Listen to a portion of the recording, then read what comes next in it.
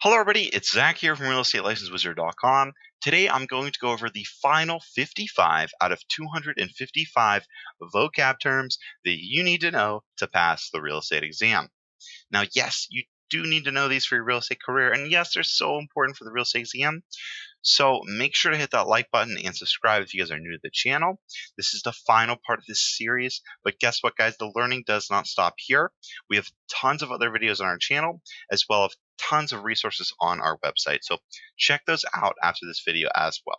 Now, before I jump right into it, obviously I'll mention it one last time. If you want the full text version of all these vocab terms, just head over to a site, link down below. All right, so the way this is going to work is just like last time. I'm going to read you guys the term. I'm going to give you guys a couple seconds to come up with your own explanation, and then we're going to compare. Simple as that. Oh, and of course, don't forget to keep score. Leave your score down below, and let's see who can do the best. All right, so let's jump into it. 201. Here we go. All right, so our first term is radon. What is radon? All right, so I'm going to give you guys a couple seconds to think this one over, come up with your explanation.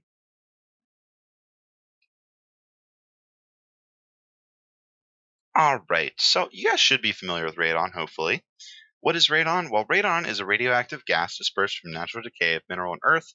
It's odorless, colorless, and tasteless. So, pretty straightforward one, but super important to know, especially when you're showing houses and you see a radon test kit. You need to be familiar with that is. So, all that good stuff. All right, next one. Real estate. Oh, here we go. Here's a fun one. Real estate. What is real estate? Well, I'm going to give you guys a couple seconds to think this one over, but not too many because hopefully you guys should be familiar with the term real estate. Okay, real estate. So, what is real estate, guys? Well, it's a term used to describe property or buildings. It's simple as that. Uh, that is what real estate is. Super important. Obviously, you guys are going to become real estate agents, getting a real estate license. You need to know what real estate is. Now, while we're on the topic of agents, what's next? Real estate agents. Sweet. So I'll give you guys a couple seconds for this one. So, what is a real estate agent, guys? Well, a real estate agent is a professional who has passed the required real estate classes and licensing exams in the state where he or she intends to work.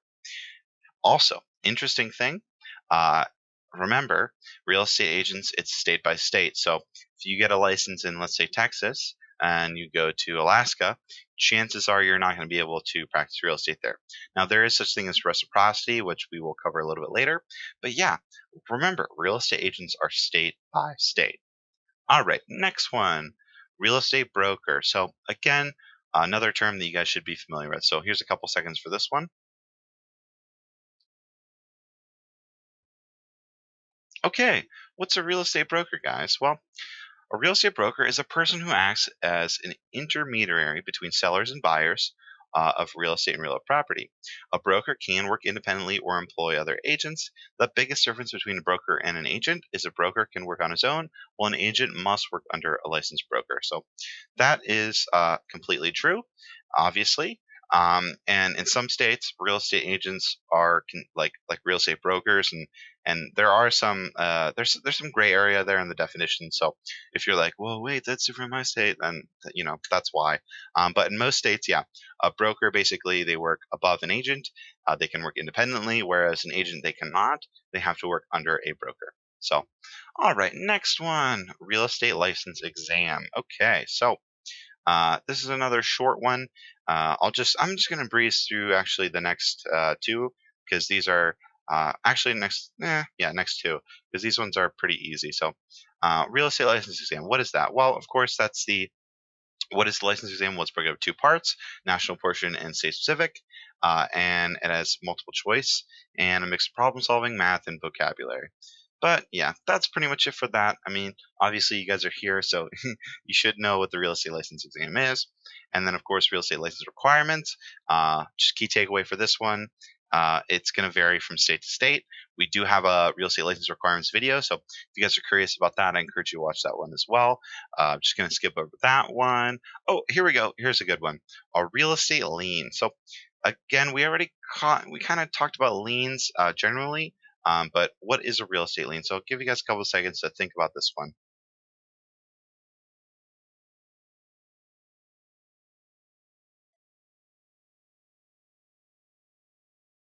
Okay, so if you remember earlier, we were talking about liens. Well, a real estate lien is just a lien for real estate. So again, it's a financial claim against property. And of course, a mortgage is the most common form of real estate lien. All right, next one, real estate pre-licensing. So hopefully by now, you guys should be familiar with what pre-licensing is. So I'll just go ahead and flip this one because obviously this is state required courses. So if you guys haven't taken these yet, and maybe you're doing this video as uh, you know supplemental work, that's great. But obviously, most of you guys should have already completed your pre-licensing by now. So all that is state required coursework that you need to take to get your real estate license. So, all right, next one. Oh, real property. Okay, real property. What is real property? Okay. I won't say anything. I won't say anything. Just here's a couple seconds. Think about that and come up with your answer.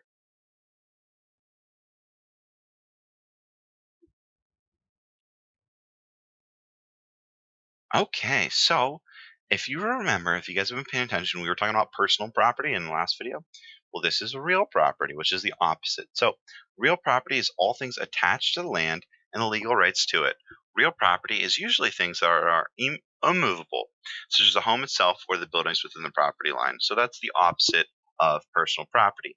Again, personal property were things movable like couches, TVs, maybe like a desk, things like that. But real property, things immovable. So like home, garage, things like that. So all right, next one. Ooh, realtor. Realtor. Okay. So realtor, or as some people pronounce realtor, depending on where you're from. Apples, apples to apples, tomato, tomato, whatever.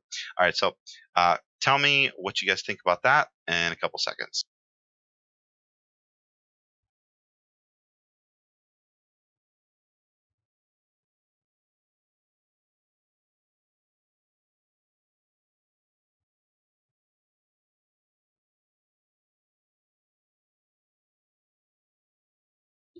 Okay, so hopefully you guys are familiar with what uh, Realtor is. Realtor is a real estate agent who is a member of the National Association of Realtors. Now, key takeaway. If you are a real estate agent, that does not automatically mean you are a realtor. There is a difference between the two. Now, obviously, if you are a realtor, you are a real estate agent, but if you are an agent, you're not a realtor. Does that make sense? Yeah. So even though these terms are used interchangeably, they're actually two different titles. So that's worth noting. Um, Definitely worth noting. Okay. Recovery fund. What is a recovery fund? So give you guys a few moments to think this one over.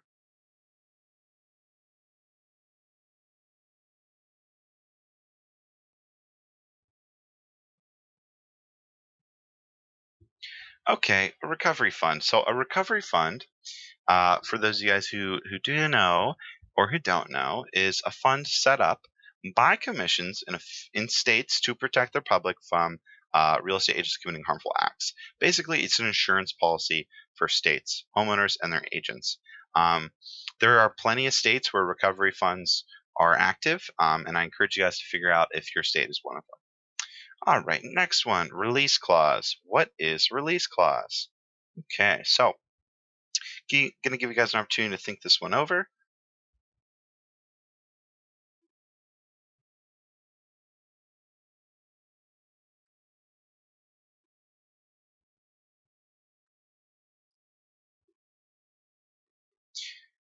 Okay, so I believe this is the last contract clause we're going to talk about. Maybe there's one more, but this one's super important. So, a release clause is a contract provision, typically in a blanket mortgage, that allows for the freeing of all or part of property from a claim through a proportional or full amount of mortgage being paid off. So, we did a fantastic video on this, and I encourage you guys to watch it. Um, Release clauses are actually, to me, they're super interesting, especially for real estate investors, because real estate investors often they'll get something called a blanket mortgage, where it comes with multiple properties within it.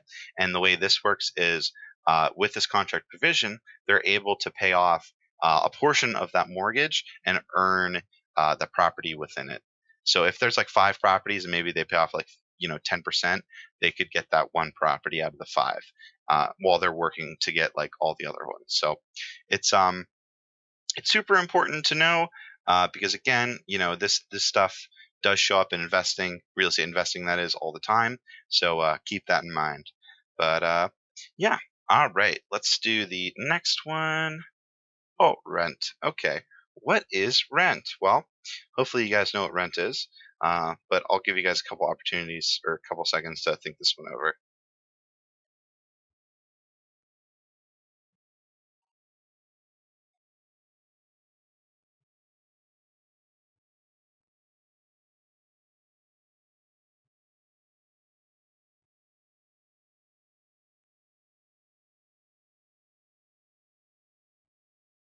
Okay, so rent is the amount owed every month, term, or year that covers the cost to live or reside at property. So this one's pretty straightforward. I assume you guys know this, but again, as I mentioned before in these videos, we do have a lot of people that are not 100% English speakers, or they have no idea about real estate. So again, that's why we put all these terms on here, because they are super important. These are like the basics, and everybody needs to know these terms to kind of pass the real estate exam. So all right, next one, restrictive covenants, or CCRs. Ooh, here we go. This is a tough one, so let's see if you guys can get it. So I'm gonna give you guys a couple seconds. I'm gonna give you guys a little bit of an extra time on this one. So think this one over.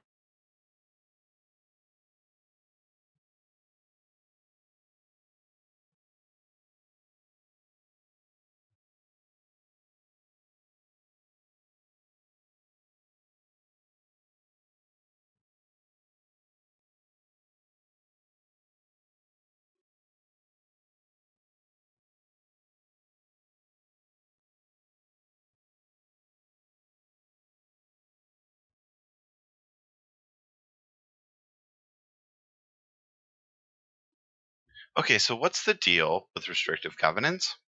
Well, I'm gonna tell you. They are CCRs, another name for that, restrictive covenants. And what they do, oops, sorry, what they do is they limit the use of a particular property or condominium or subdivision. The main purpose of CCRs is to maintain the look and feel of community. So remember when I was talking about deed restrictions? I believe that was in our first 50, maybe it was our second 50 that we did. Deed restrictions were imposed on specific owners. So maybe they have like this old house and they want to keep the specific kitchen to look a certain way, so they would put a deed restriction in the deed. Well, a CCR is like that, except the difference is it's for a condominium or subdivision or a specific area where there's some sort of, you know, what's the word I want to look for? Maybe there's some sort of area that's run by maybe a certain amount of people.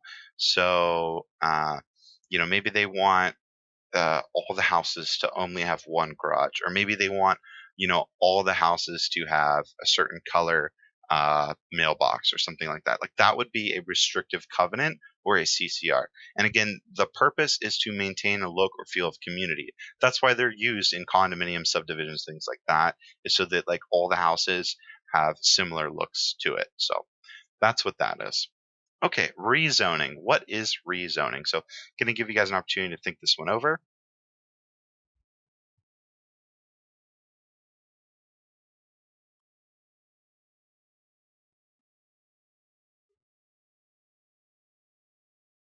Okay, so rezoning is the legal government approved process of adjusting a zone. Simple as that. But the key takeaway is this is the legal government approved process.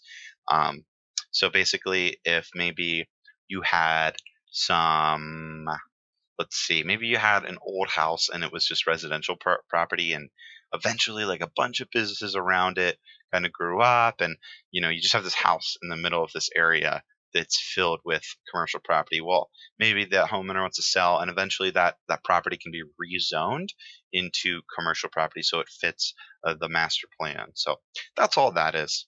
All right, next one, riparian rights. Ooh, okay. All right, so here's a couple seconds for you guys to think this one over.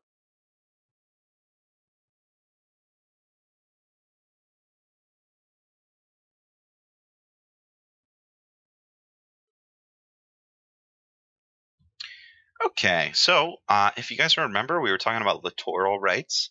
I believe, was that in the last video or the last 50? I can't remember. Anyway, littoral rights. Remember how we remembered that lake, la lake, lake littoral, lake littoral, lake littoral. Say it with me, lake littoral, lake littoral. Guess what? How do we remember riparian rights? Well, rivers, rivers, rivers, riparian, rivers, riparian. So under riparian rights, all landowners whose property adjoin a river or stream have the right to make reasonable use to it. As it flows through or over their properties. So again, this has to do with rivers. The rights to use rivers are riparian rights. That's how you remember them. So remember, littoral, lake, littoral, lake, littoral, riparian, river, riparian, river, riparian. So I know that I'm nailing that into your guys' head, but again, that's like the easiest way to remember it. So yeah. All right, next one, Safe Drinking Water Act, or the SDWA. So what is that? What does it do? Let's see. So here's a couple seconds for you guys to think this one over.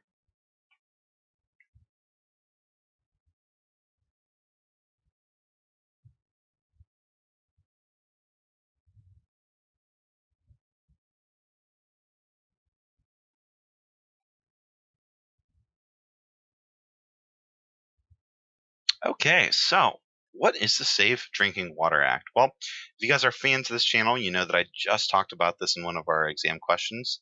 And basically, what it is it was established in 1974 and it allowed greater control by the EPA to control contaminant levels, take legal action against public water authorities for violations, and require periodic water testing and notification to state authority and homeowners of contaminants. So, what does that mean? Well, back then, there was really no rules to a lot of these water companies.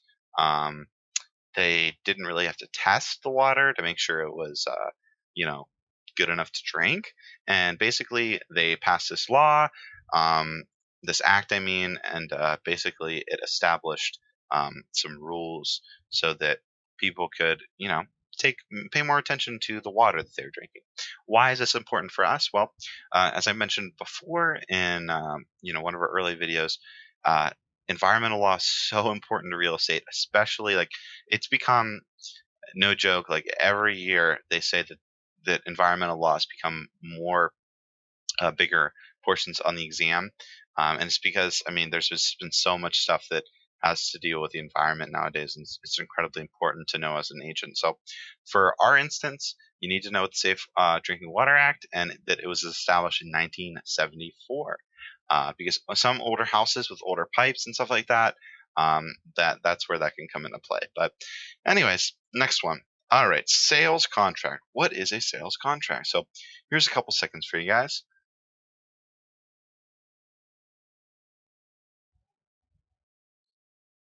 So, what's a sales contract? Well, a sales contract is an agreement containing the entire terms of the sale between a customer and a seller. So, it's as simple as that. This one's pretty straightforward.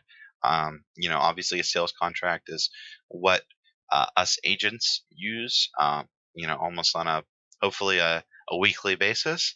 But yeah, it's as simple as that. Okay, next one, secondary market. So, what is the secondary market? So, here's a couple seconds for you guys to think about this one.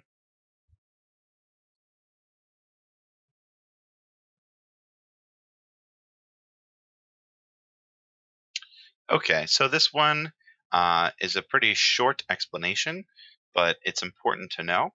The secondary market is the resale marketplace of the loan. So, if you guys remember earlier, I was talking a little bit about the primary market and how loans are basically packaged and resold. Well, they're resold here. They're resold in the secondary market.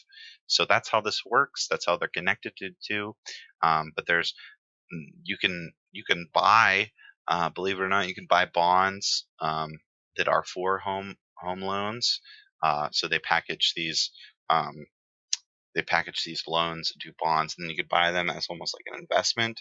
Um, but that's for another video. But yeah, that's pretty much the secondary market. That's all you need to know there. Okay, seller's agent. What is a seller's agent? So this is a pretty easy one, but nevertheless, you guys need to know this. So give you guys a couple seconds for this.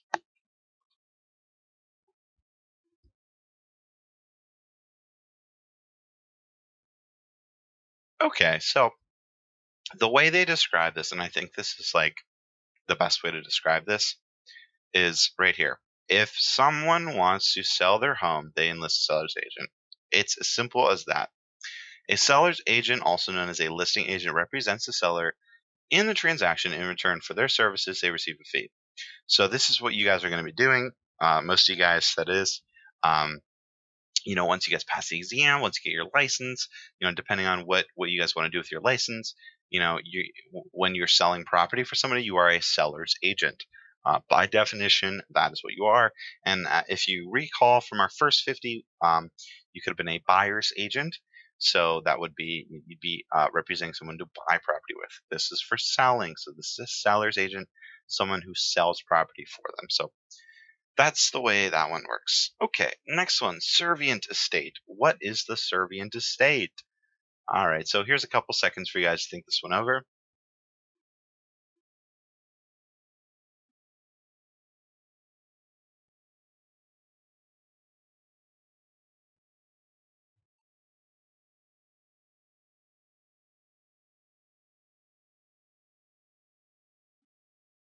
So, the servient estate. Do you guys recall to the first 50? Do you remember there was a specific term that I mentioned this with? Do you remember? Hopefully, maybe, maybe not. So the servient estate, what does that go with? It goes with the dominant estate. Why? Because they're the opposite. A servient estate is a parcel of land that is subject to an easement. The dominant estate holds a parcel, or I'm sorry, holds an easement on another parcel of land. So the way to remember this, the $1,000,000 uh, way to remember this, is a serving estate serves another parcel of land, while the dominate estate dominates another parcel of land. Do you understand? So yeah, both the terms have to deal with easements, and we actually did do a fantastic video on that, the servient and dominant estate. So I encourage you guys to watch that if you want to learn more about that.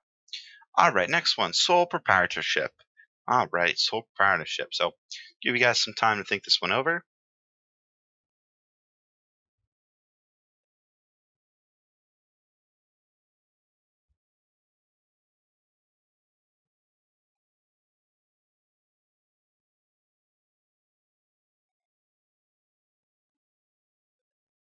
Okay, so what do we need to know about sole proprietorships? Well, we need to know that they're a form of business structure, and a sole proprietorship is a one individual or married couple in business alone.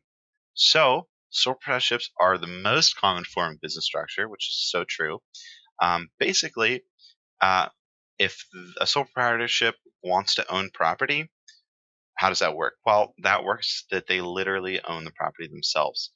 It's not protected under a business. It's not like an LLC or a corporation where that business entity can specifically own the property. No, a sole proprietorship, it's literally in that name. So that's the way it works, and that's what you need to know. So let's do the next one. Special warranty deed. Okay. So I'll give you guys some seconds to think this one over.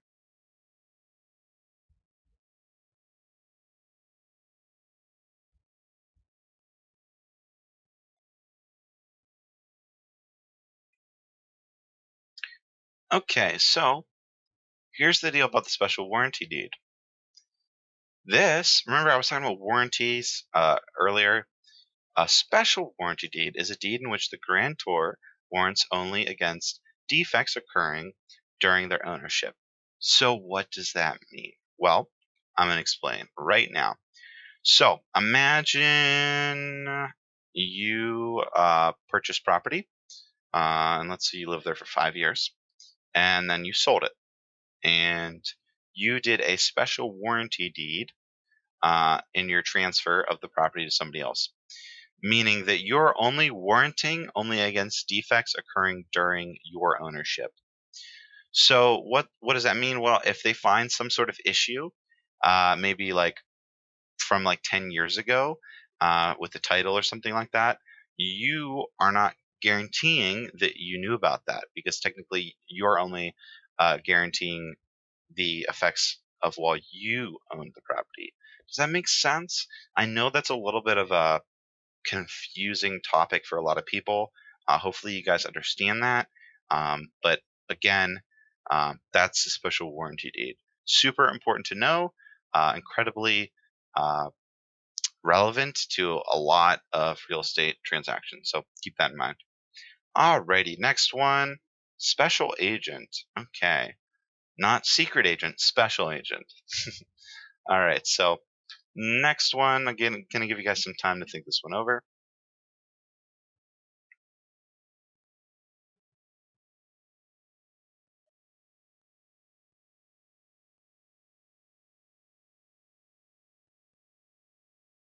So what's the deal with special agents? Well, special agent is an agent hired to perform a specific duty.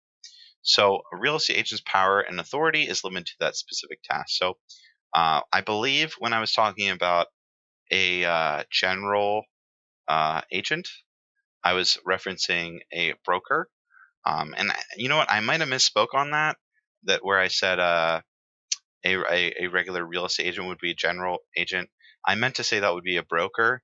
A regular real estate agent would be a special agent for a specific duty. I mean, you can have instances where a real estate agent could be a general agent, um, but a special agent, think of like a listing agent, like we were talking about. So they're specifically hired to list the property and sell it. It's a specific task. That's what would be a special agent. A general agent, again, is more relationships open, like they're open to do these things for an indefinite period of time. So that's the difference. All right, a subordination clause. Okay, so I guess there was another contract clause. So the subordination clause, tell me what that is. Give me a couple. I'm going to give you guys a couple seconds for this one.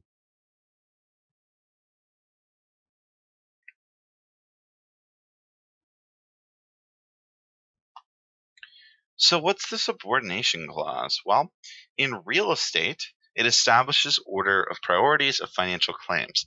So, a subordination clause is used in refinancing a loan. So, in that specific contract, they're going to state the orders of priorities.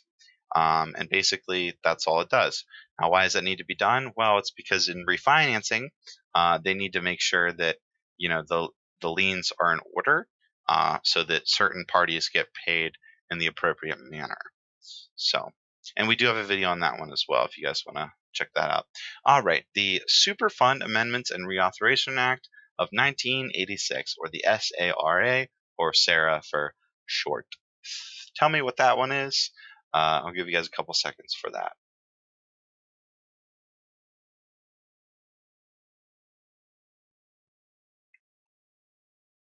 Okay, so this one goes hand in hand with CERCLA, which if you guys were paying attention in the first video, I believe we covered that one, what CERCLA was.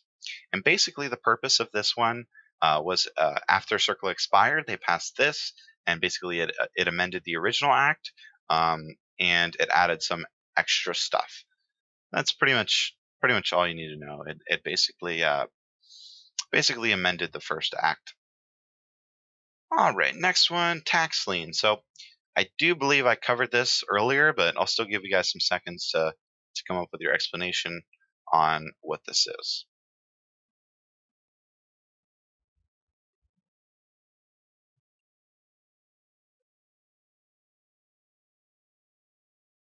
Okay, do you guys remember? So I used this as an example when we were talking about liens. So I kind of gave it away, but kind of have to do that with this method that we're going through. So a tax lien is is placed on real estate just for unpaid real estate taxes. So it's as straightforward as that. If you're not paying your real estate taxes, a tax lien will be imposed on the property. All right, next one, tax rate. So this one is pretty self-explanatory.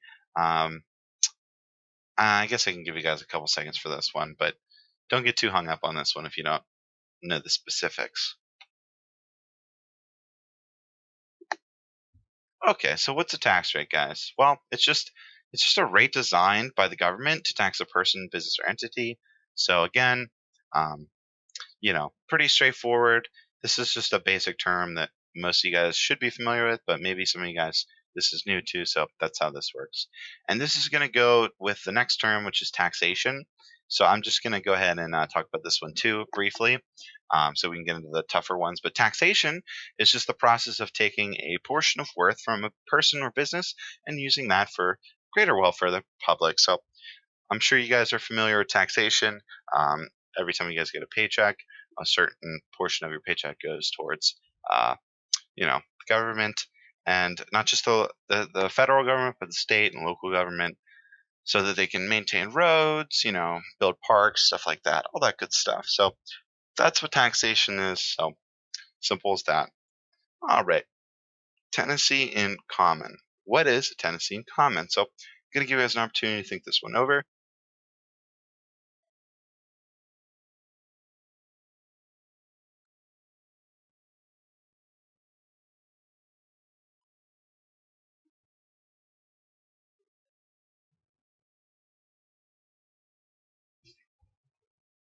Okay, a tenancy in common.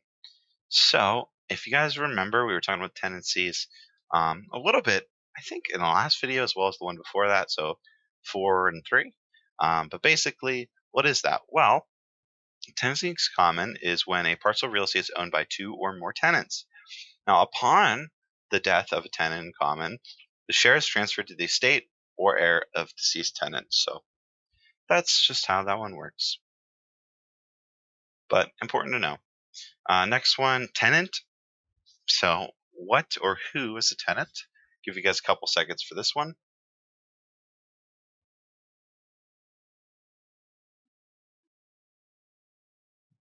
Okay, what's a tenant, guys? You should know this.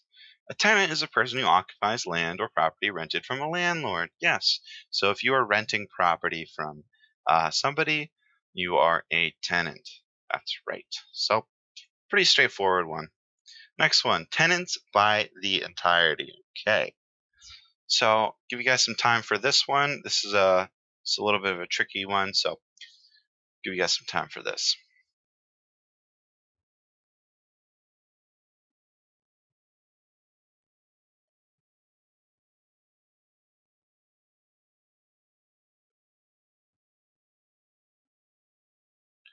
Okay. Do you guys know what this is? Hopefully.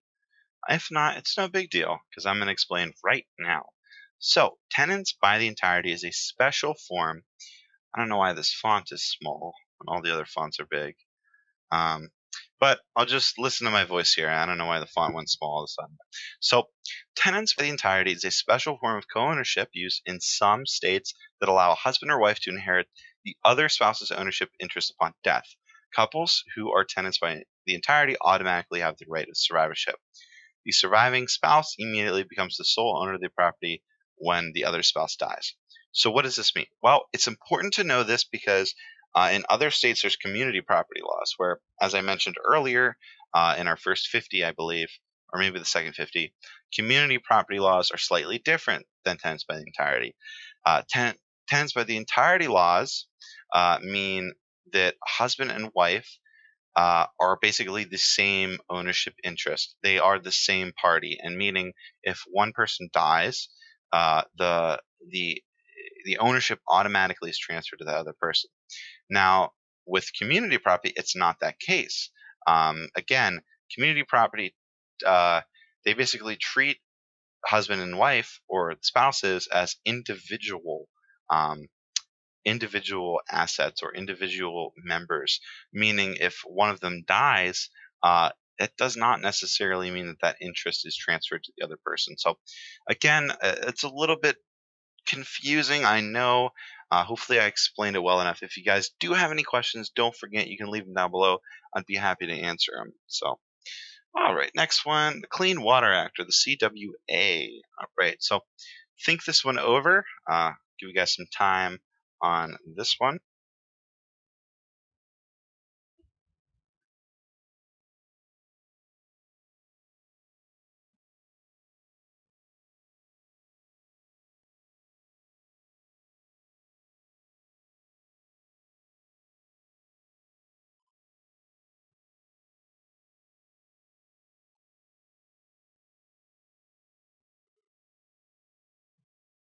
Okay, you guys familiar with the Clean Water Act? So, Clean Water Act was passed in 1972 and amended in 1977 and 87.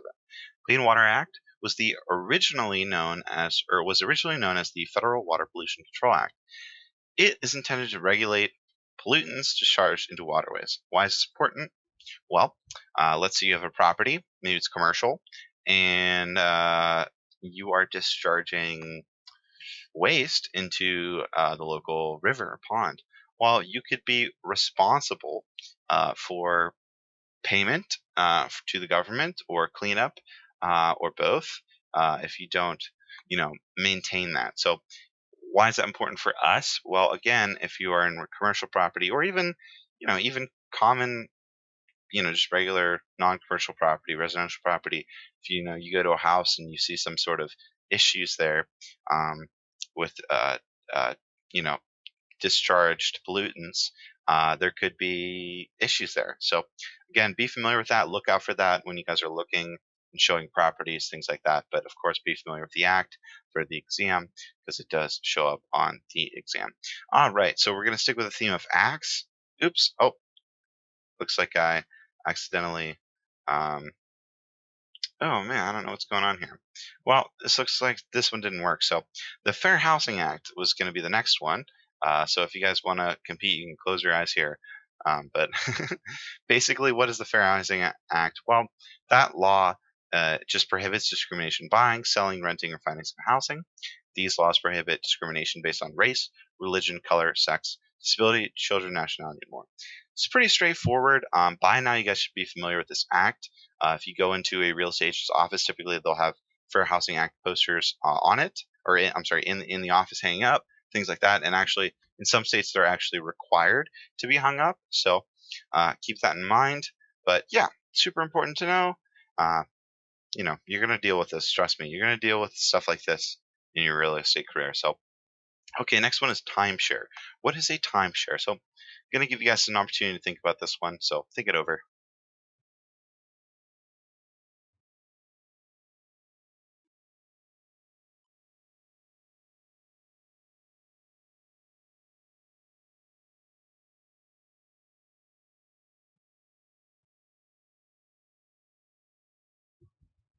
All right, what's the deal with timeshares? Seriously, what's the deal with them? So, a timeshare is a property with divided form of ownership, use, or rights. So, what does that mean? Well, maybe a timeshare is used like this. Maybe somebody lives in the property from spring to fall, but maybe during the winter they rent it out. And maybe I'm sorry, they don't rent it out, but maybe in the winter somebody else owns that. It means that they divide ownership interest for again use or rights. So maybe you hear about all these timeshares and how like they're investments, and they can be. Don't get me wrong, they can be. I think they get a bad rep, but basically, you know, you could own a portion of ownership for maybe like 8 weeks in a property, and then what you do with that 8 weeks is up to you. You can live there, or you could rent out that part yourself. But yeah, that's what a timeshare is. So you'll see that, uh, believe it or not, come up in your career probably a few times. So all right, next term is title. What is title? So I'm gonna give you guys some time.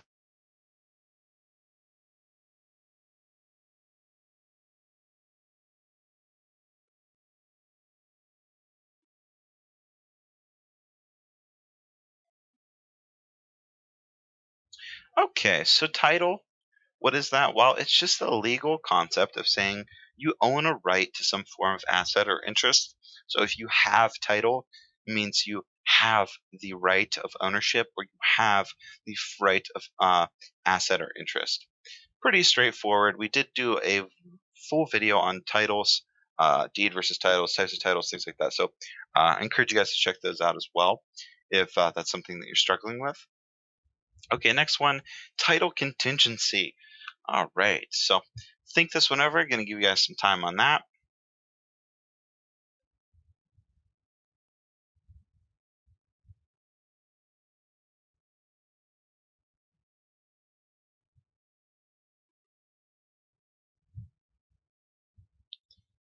So I believe this is one of our last contingencies, and we've gone through quite a many because there are a lot of types of contingencies. But what is the title contingency? Well, if for some reason the title of the property is under review, then the buyer can add a title contingency to the offer, meaning during this process, a title report will be done, which may reveal conflicting ownership status, in which the buyer then can opt out of the sale.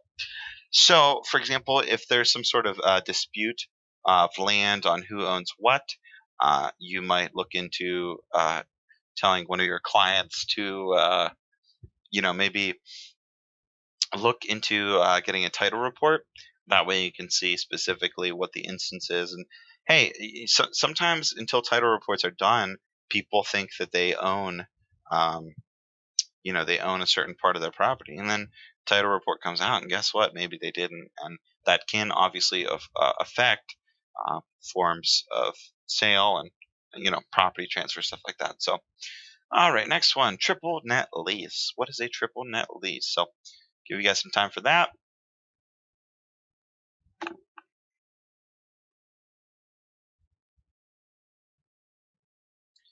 This one should be easy for you guys because we went over the double net lease. The triple net lease, guess what? It's just three additional costs. So remember we talked about the double was two, three is triple, and for triple it's usually taxes, insurance, and maintenance, and they're all added to the monthly lease payment. So, all right, next one is a trust, not to be confused with a land trust, which we did talk about earlier, which are slightly different. So, give you guys some time for that.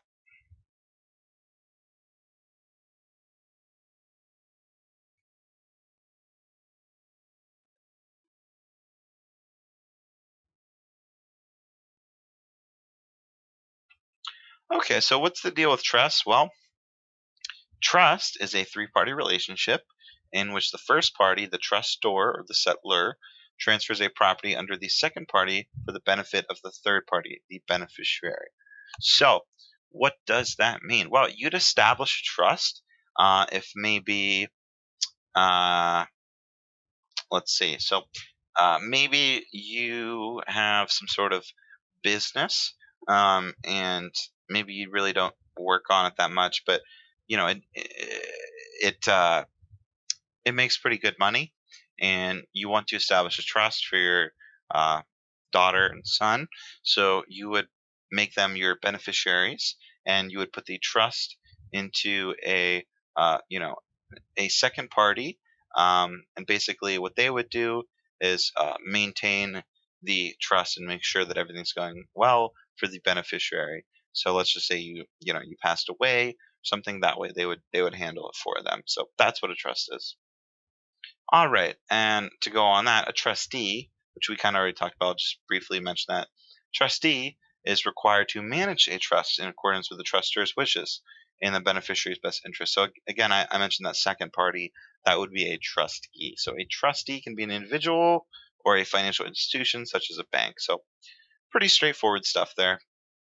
Okay, an unenforceable contract. So we're going to into some contract law here as we start to go into real estate terms that start with you. So I'm going to give you guys some seconds on this one.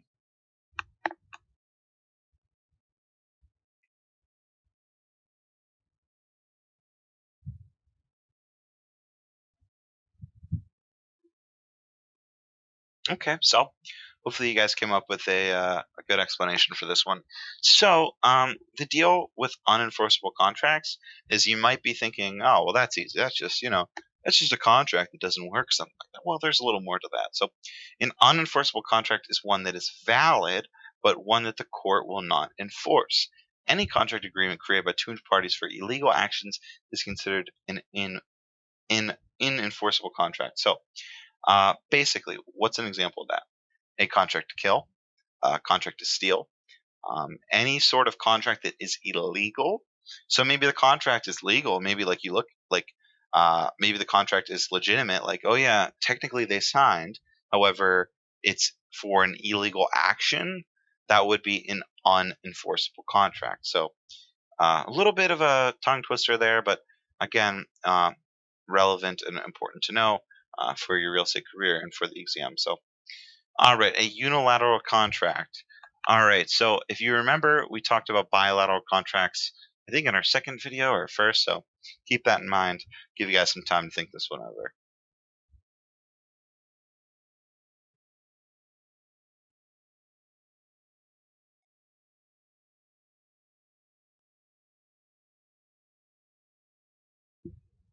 Okay, what's a unilateral contract, guys? Well, uni, you should remember that prefix. That means one, and unilateral contract is a one-sided agreement, meaning only one party makes a promise to perform something.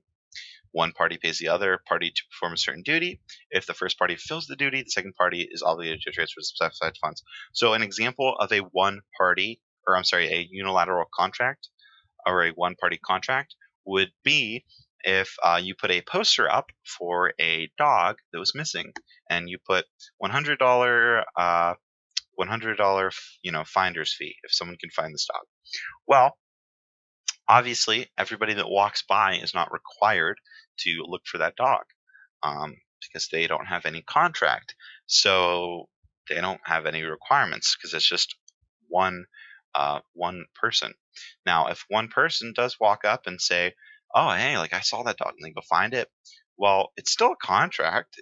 They're still legally obligated to pay that other person that $100. So it's still a contract. It's just different than the bilateral contract, which is a more traditional contract, but super important to know. So, yeah, that's it for that one. Next one, a universal agent. So, all right, to give you guys some time for this one.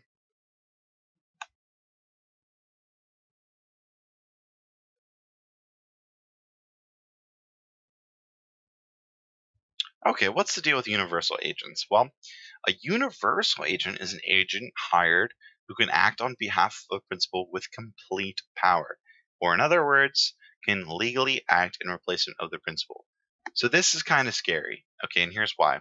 I mean, it's not scary, but here's why. So a universal agent can literally replace a principal. So if for some reason somebody um, I use this example, the whole, attorney in fact, I was talking about that. But basically, it could be used again. So let's just say you're so busy that, you don't have time to deal with your real estate, uh, business. Like, let's say you own like 8 properties and you're just so busy with, maybe another job that you don't want to deal with it. You would sign a universal agent. So a universal agent would legally act in replacement of you. Maybe they can foresee the sale of the properties. Maybe they can manage it through a perspective of leasing and dealing with tenants and things like that. Most property managers are going to be universal agents.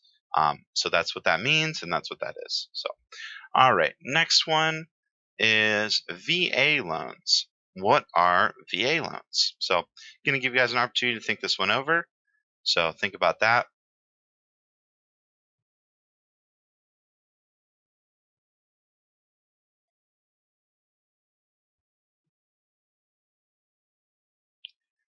Okay, so what's the deal with VA loans? Well, VA loans are mortgage loans available for military service members, veterans, and even eligible surviving spouses. Now, they often come with better terms than a traditional mortgage, which is why they're commonly sought after. So, remember, we talked about FHA loans, I believe, in our second or third video. And really, the only one better than an FHA loan is a VA loan. So, this is exclusively for veterans and their spouses and things like that. But you do have to be familiar with this term and kind of what that is. Super important. But yeah. All right. Next one, valid contract. What is a valid contract? All right. So give you guys a couple seconds to think this one over.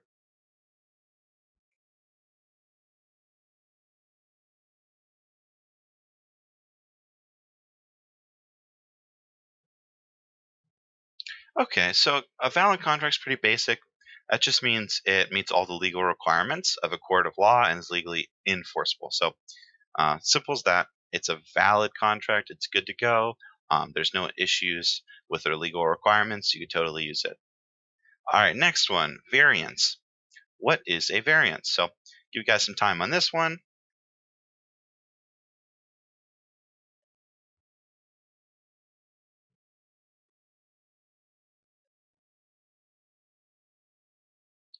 Okay, so what is a variance? So, in terms of real estate, this has to deal with zoning. So, a variance is a request to deviate from current zoning requirements.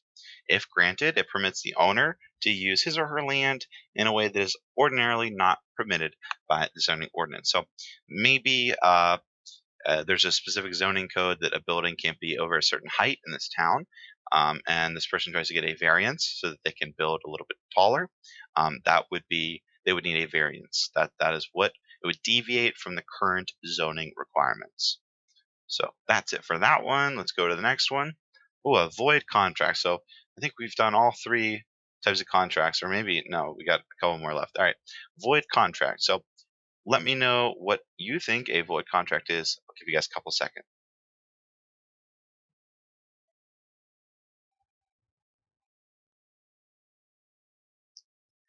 Okay, so the way void contracts work is they are not like an unenforceable contract where it was like something illegal.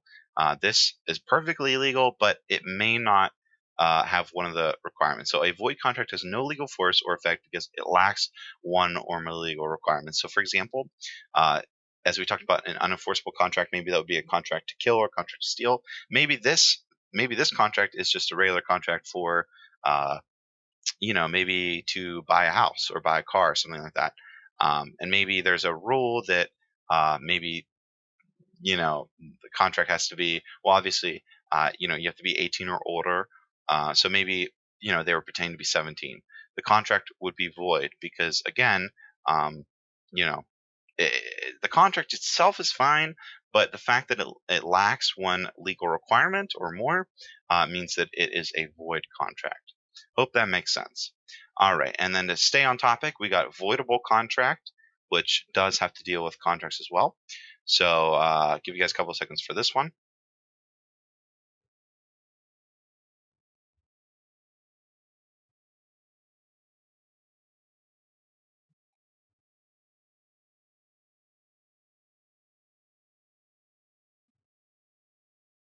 Okay, voidable contracts. So what are these? Well, a voidable contract appears on surface as valid, but is not. An example would be a contract with a forged signature, and truly, I believe that's the best example there. So we went over void, voidable, and unenforceable. That's pretty much that's there you go. There's your $1 million lesson on contract law. But it's important to know the distinction between the three, so keep that in mind as you guys are studying in the future. All right. Voluntary alienation. What is voluntary alienation? All right. Give you guys some time for this one.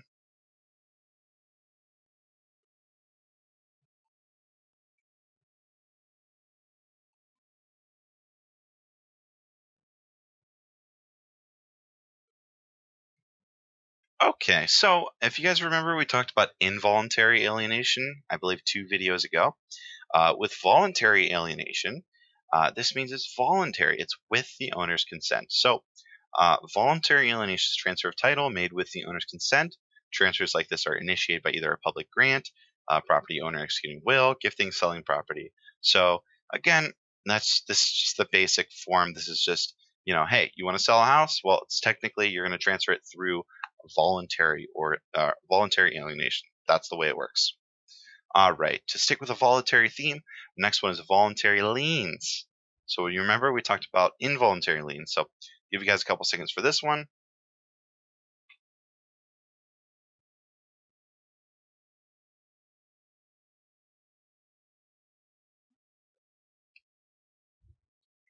Okay, so voluntary liens, what are those? Well, those are voluntary, meaning they're created by a contract between the creditor and the debtor.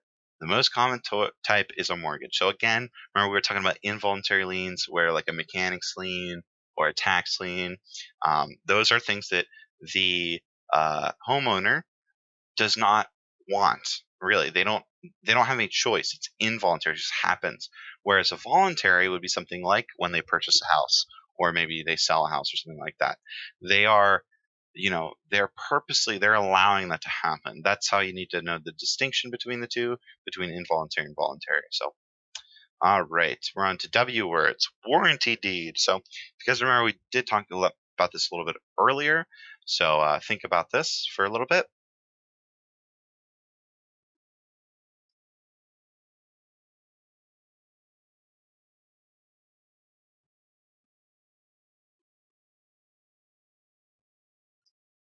Okay, so a warranty deed. What is that? Well, a warranty deed is a type of deed where the grantor or the seller guarantees that he or she holds clear title to a piece of real estate and has the right to sell to the grantee or the buyer. So remember we were talking about the different uh, types of warranties. Well, this is the outmost. Like this is clear title. This covers everything. So again, we talked about the bundle of rights. This kind of comes full circle with that.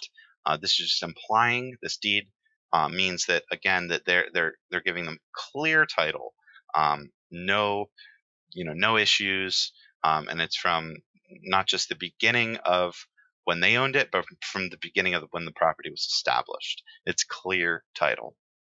All right, next one, water diversion. Okay, what is water diversion? So gonna give you guys some time on that one.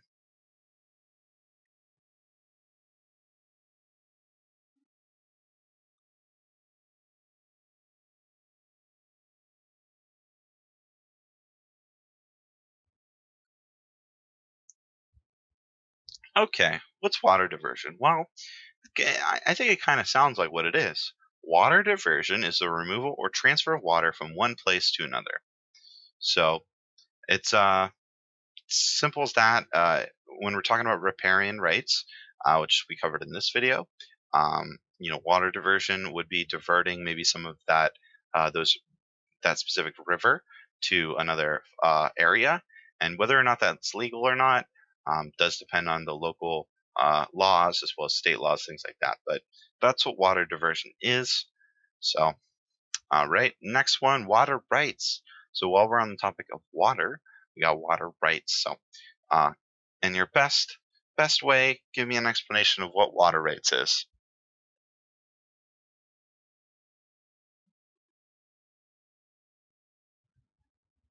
All right, so what are water rights, guys? Well, water rights are the rights to use rivers, lakes, or oceans that fall adjacent to land. So, an example would be if you own a house on a lake and you would have the right to use that lake. So, you would have the right to go swimming, ride your boat in it, do whatever you want.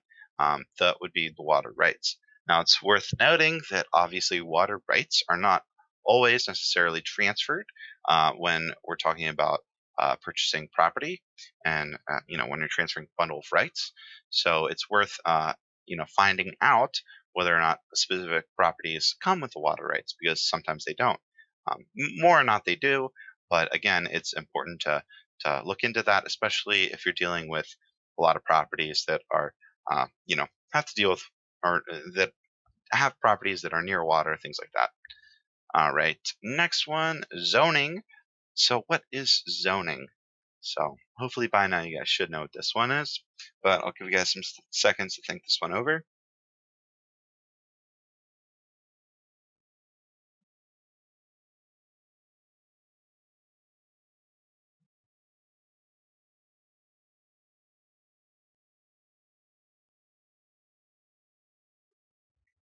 Okay, zoning. So what's zoning? Well, zoning is the regulation of public land use and development by local government. Zoning usually refers to local government laws that dictate how real property can and cannot be used in certain areas. So again, uh, we kind of did all of the terms except for one more after this, but we've pretty much done most of the terms that have to do with zoning. So you guys should be experts on zoning by now. But again, zoning is just the regulation of real property in certain areas, and what they can and can't do. All right, last but not least, zoning ordinances. So what is a zoning ordinance? All right, so I'll give you guys some time to think about that one. Oh, sorry, I accidentally pressed it. So think about that one, a couple seconds.